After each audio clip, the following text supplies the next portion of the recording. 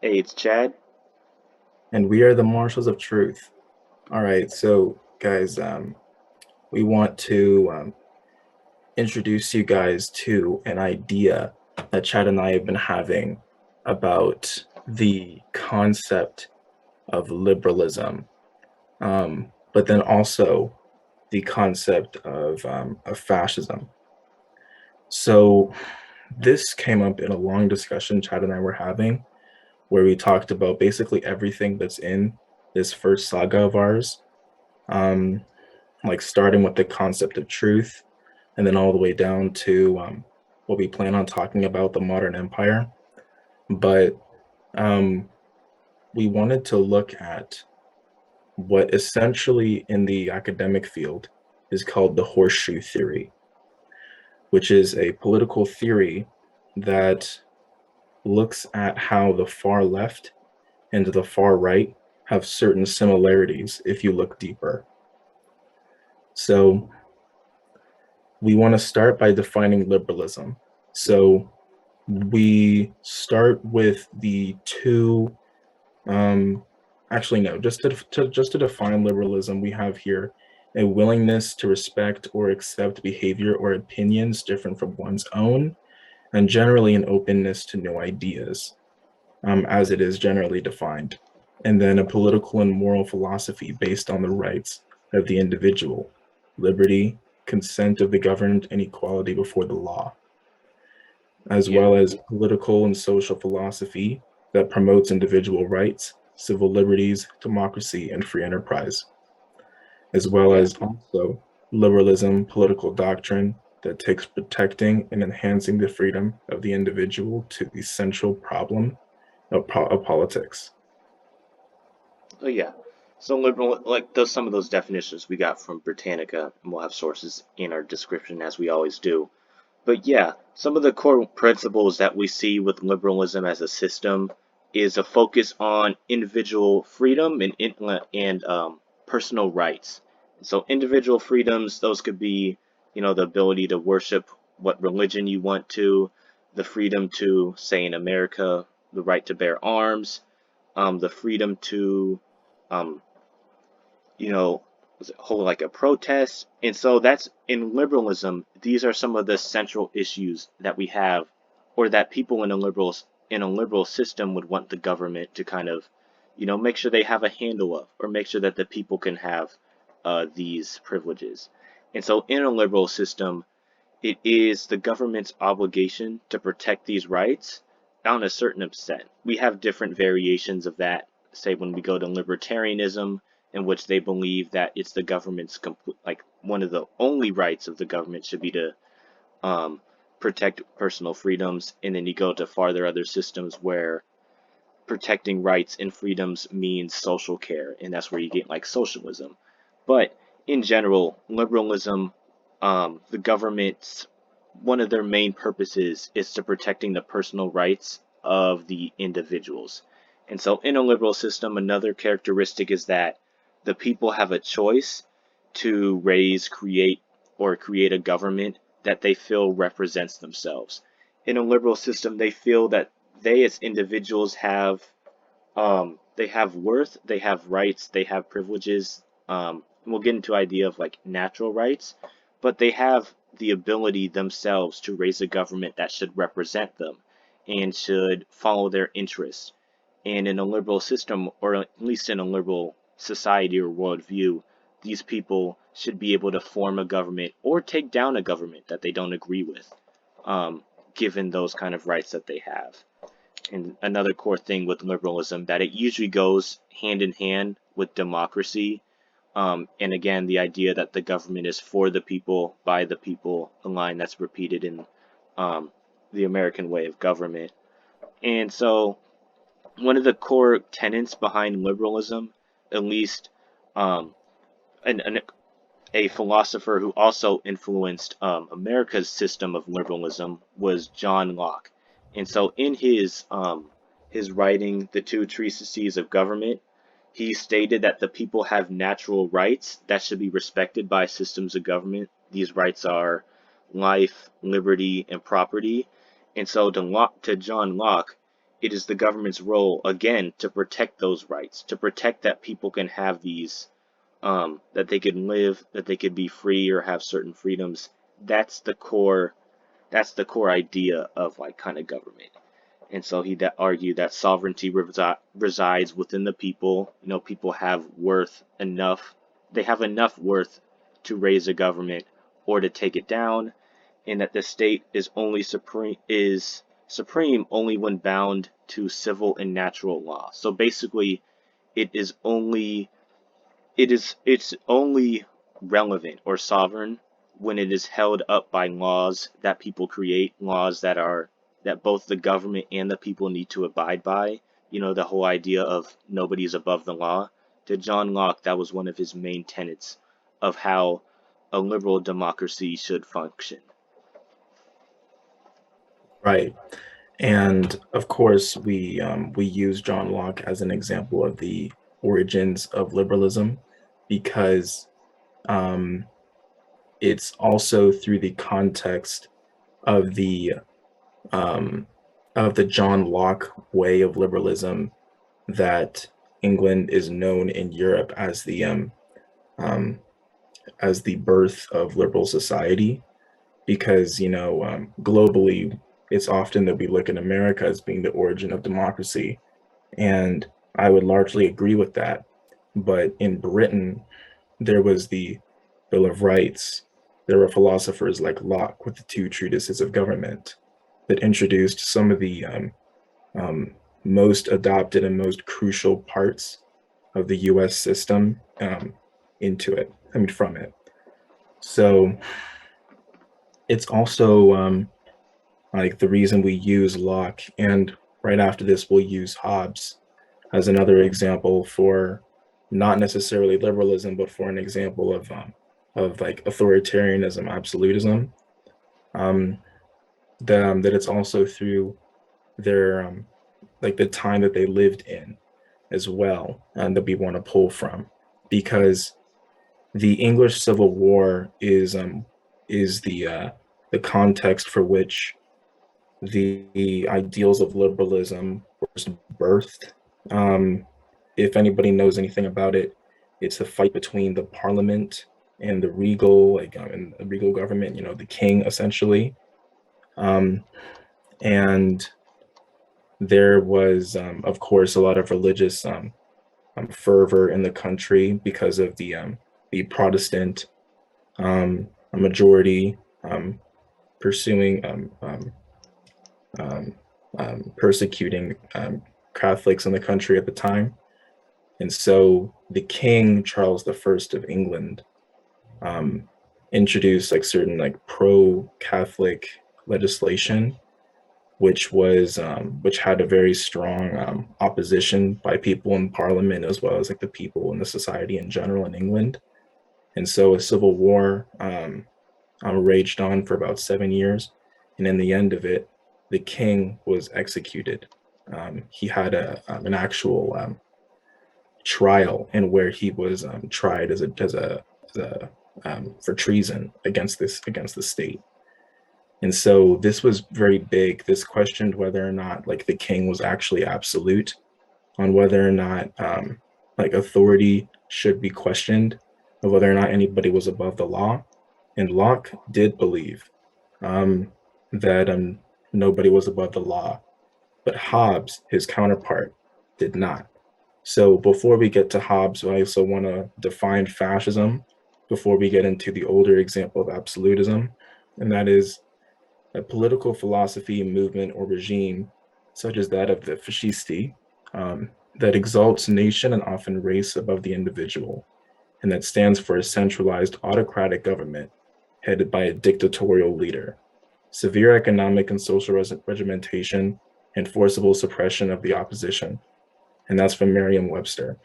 So core beliefs are that the nation is the race.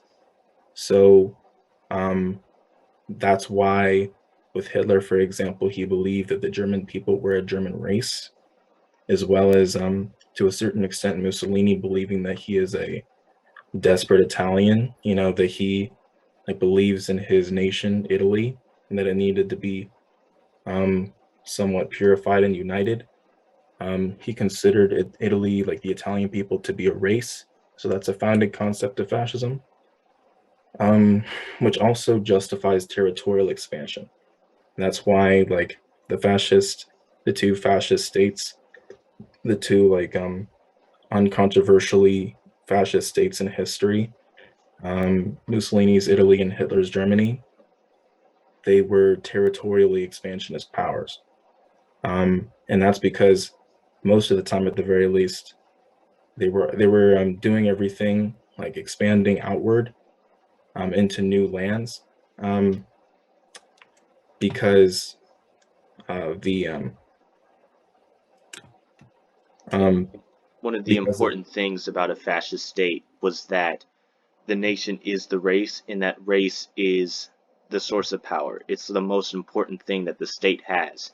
And so with that, in order to ensure that the race or therefore the nation is the greatest it can be, the nation should expand and take over new lands to either reclaim its old greatness that it already had, or to expand and just show the rest of the world that its race as itself is, one of the greatest or the greatest on the planet. That's another one of the core principles we have with fascism. right, and then it's also about trying to find like ethnic ties. Like because, for example, like the ethnic German people, throughout the 18th century and the 19th century, there was always like a government. Before the German Empire was founded in 1871, there were the like unification wars trying to unite the German people because the ethnic German people were spread out of like such a huge swath of Europe, at the time. And things have changed a little bit. There have been a lot of forced migrations, a lot of nation building along different ethnic lines. But during the 1800s, at the very least, like the ethnic German people were spread across a very big um, like space in Europe. And so that's why when the German Empire was established in 1871, it was such a big country, because the German people took up such a big part of Europe, from all the way over to modern day Lithuania to the east, to modern day France, to the west, and then up to Denmark in the north, and then down to the Italian Alps in the south. So another characteristic of fascism is the government consolidation. Like it has like the dictatorial power. There is no democracy. The government controls commerce, major businesses, and the government is involved in many, many major parts of life. Like it's actually incredibly intrusive. Definitely not like a liberal democracy at all. And it said that the state was always supposed to be more important than the people. Hopefully, there would be some sort of social harmony, and where the people would have the same interests as the state, and so the people would be just important as the state. But in any conflict between the state and the state should always win under such a system. Um, and Yeah, then, of course, like the race is of major importance to the consolidation of power. Like, for example, like in Germany, there was the idea that the Aryan man or the Aryan person was better than anyone else in the world. And so, them, like in a fascist state, whoever it is, those people in that system are deemed to be, by them, the most important people of the world. And so, that's why we use Thomas Hobbes as like a really good example, like in the 1600s, during the same time that Locke was around, just like on his ideas of absolutism, um, and its origins, and how fascism grew as a political movement 2-3 centuries down the line. yeah. So, as I said, we mentioned Thomas Hobbes earlier in contrast to Locke. And so, with his ideas, they were much different than Locke's ideas of what would end up becoming a liberal democracy or a government that's focused in on, individual rights. So, with Thomas Hobbes, in his book The Leviathan, he believed that the people should give over their power to an absolute government. They would give over their absolute liberty to a government on the sole condition that they were protected by this government. And so to Thomas Hobbes, the most important thing in a kind of state system was that that government was supreme. And as long as the government protects the people, because in his view, that's the most important thing that a state should do, then that government is sovereign. It makes sense. The people should not revolt because that's the importance of the state. And so for Hobbes, in his view, the sovereign power was above the law, not on the same, not it didn't have to abide by the same laws as the people. That's where you have a big shift with where Locke would come in. Um, he believed that the government should be above that laws. It should set the laws for the people, but it doesn't exactly have to abide by them because its main responsibility is to protect the people and therefore do whatever it needs to do, whatever ways it has to. It doesn't, you don't have to worry about any sort of constitution or legality with that. Right, Um, which is why, with the example of the English Civil War, when Charles I was executed, Hobbes protested vehemently because he believed that the power of the sovereign, like of the king of the state, is so important that they cannot be um, that it cannot be done. Like we look at the French as like, the king killers, the regicide, like the radicals. But it's interesting that we don't look at England naturally as an example because they were, I believe, the first people like so publicly to execute their king. And of course, Hobbes didn't believe this. Um, so yeah. yeah. And so while Hobbes didn't know it at the moment, his belief in government, his belief in an absolute government that as long as it protects its citizens, it's sovereign, that whole idea would end up being one of the roots, or at least some of the inspiration that fascist governments would use in the 20th century. And so with that, we have with Locke, again, with Locke and Hobbes, we have the um, we have the division between absolutism and liberalism. And so with Hobbes, as we said, he was more of um, an absolutist in that the government is, as I said, absolute. And so again, that's where fascism would come in, and that's where, while a little convoluted, we could trace the steps towards fascism. Um, yeah. Yeah, No, I the mean, what I consider go to ahead. be so important and so interesting about Hobbes is that, like, you would, if you were really pessimistic about people's like ability to do things by themselves and like what people do with freedom, then you might actually agree with Hobbes. I remember I actually very strongly believed in Hobbes's Leviathan theory that, like this guy, like at the top of the screen right here, just like presiding over the land, like over the countryside and over the big cities as well, that they are the supreme authority of the state, and that um, that they control everything because we cannot do anything by ourselves. Um, it's like that's why there's the idea of the divine right, because you have this idea that like man was made to be ruled. I mean, like we have real life examples here, but I always thought it was pretty useful for some of the people here that are watching right now to have a little bit of a fictional example, like Loki in Avengers, or in Loki, at the show. He always had this idea that like when man has a choice, they're always going to make the wrong decision. That man was made to be ruled, that there's a part of us that always succumbs to authority. We cannot do anything by ourselves. Give us freedom and the whole world will burn. So, like, it's a very interesting idea, I gotta say, because some people might naturally cling on to this idea because, like, absolutism, you're gonna have peace.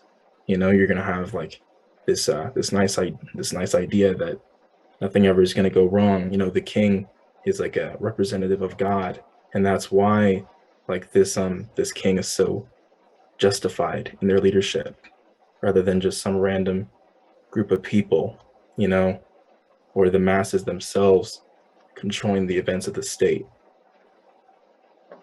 Yeah. He kind of shows.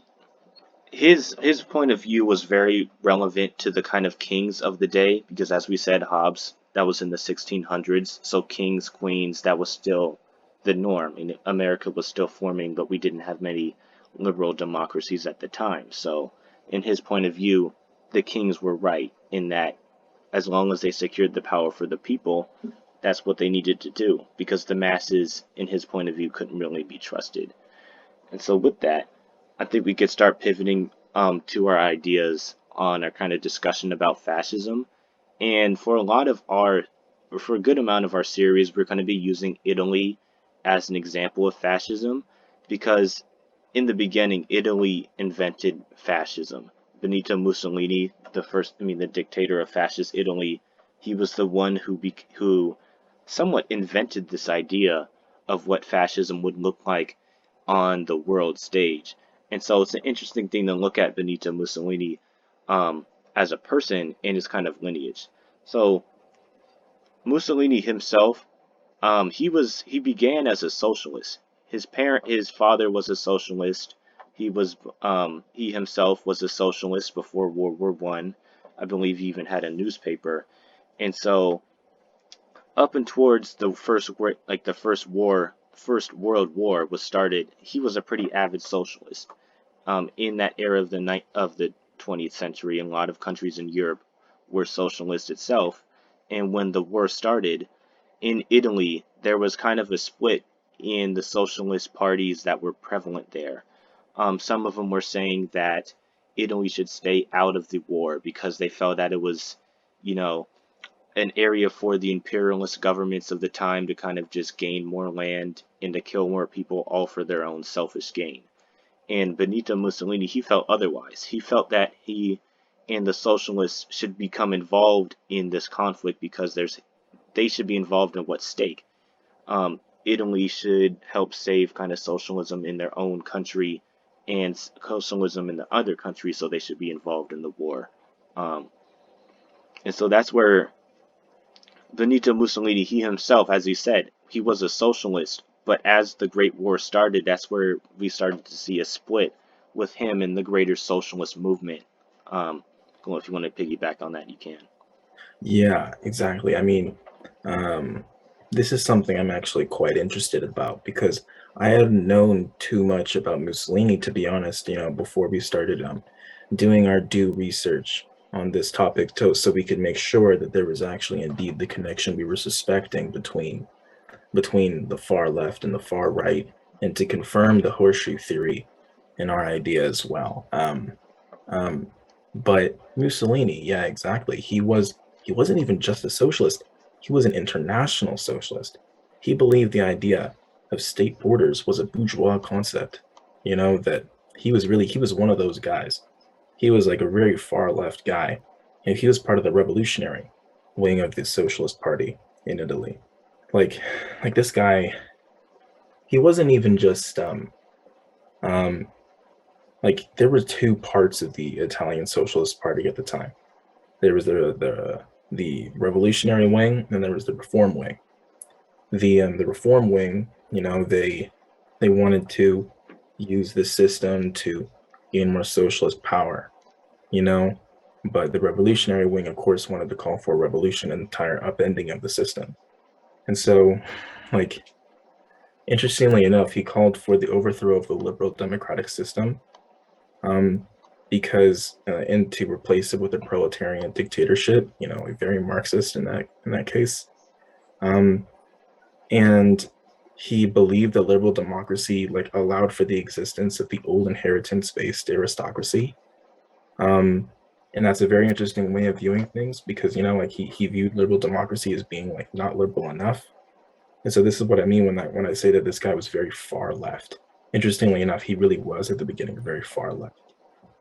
And so I have a quote here, a couple of quotes from Mussolini himself that have been compiled by intellectuals over the course of the 20th century. And to start, quote, socialism means the elevation and purification of the individual conscience, and its achievement will be the result of a long series of efforts.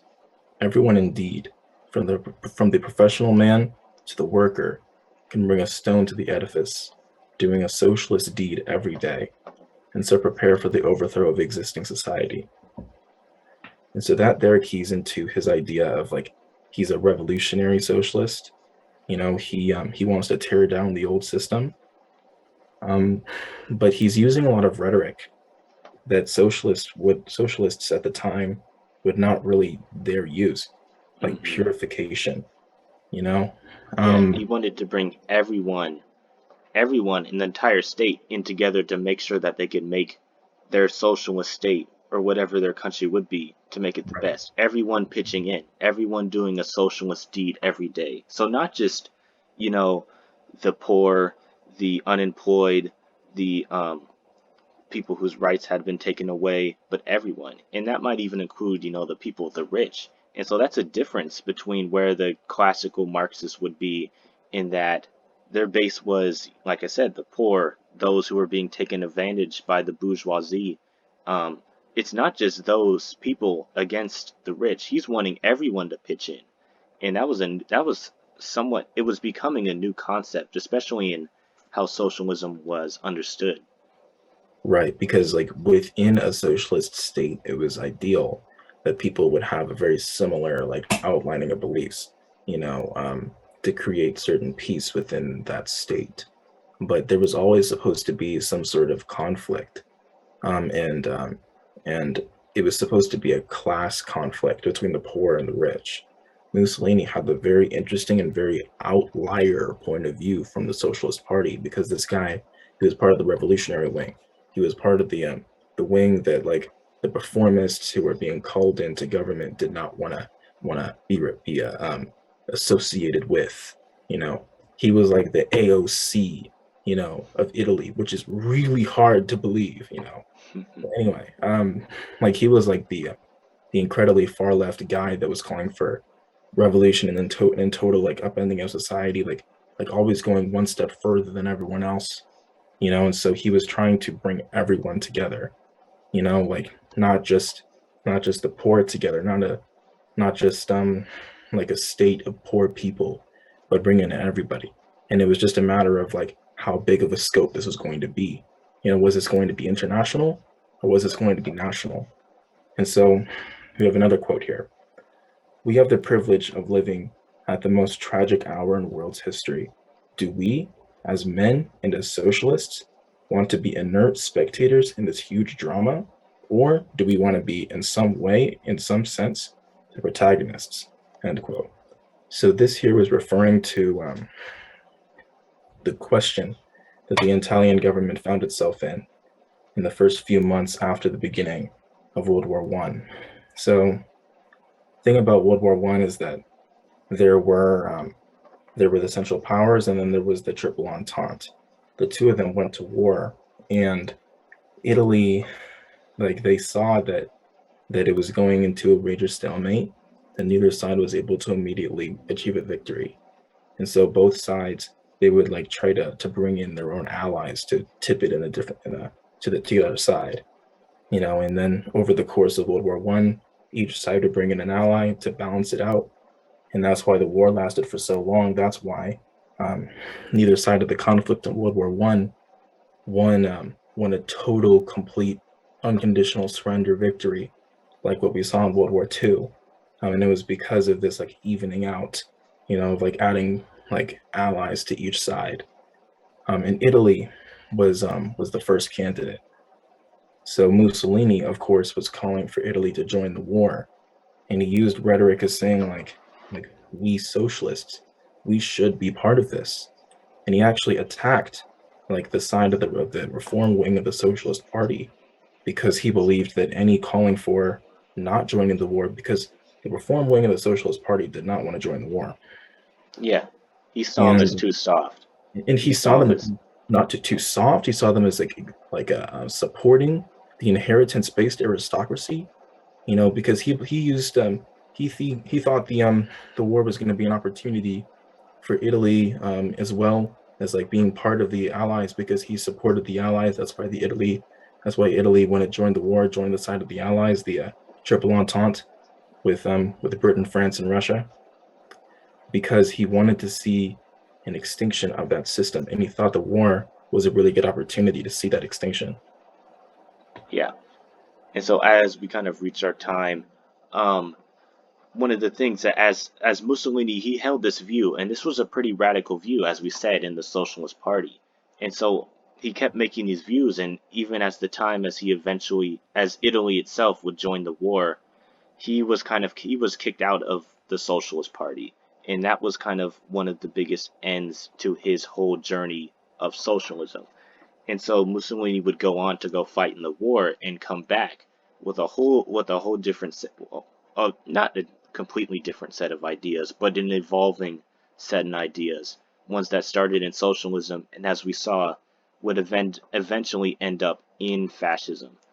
And so with that, um, as I said, we're kind of nearing our time. So in our next couple episodes, we're going to be using again Italy and Mussolini as a prime example of fascism, at least ideally, and we'll continue to examine Benito Mussolini's rise to power and his evolution of ideas and the beginnings of kind of fascism, and then we'll kind of recap and rejoin with our idea of its similarities to Marxism and communism, and how they kind of share that same intellectual root.